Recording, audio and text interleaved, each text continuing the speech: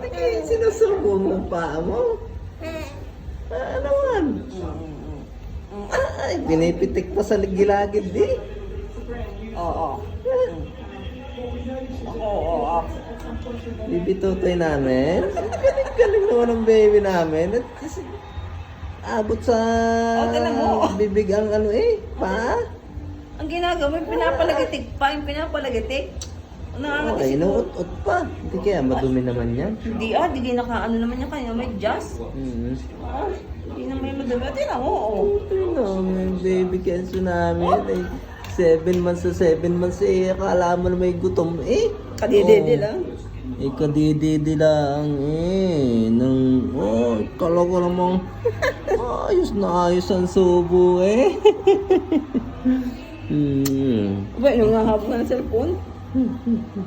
Si Kenzo. Ginawa pa si Payen. Talaga naman. Wala ikaw pa si para na lang. Naman. Ngayon po eh, abot na abot ang paa eh. Samantalang tayo, hindi natin maabot ang paa. Tinan mo. Natawa ako at pinapalantig pa yung yung ginagayon niya. Pinapaltik pa, no? Oo. Ay, busog ito. Ayun, nabusog sa akin lalaki ng paa. Ay, naku.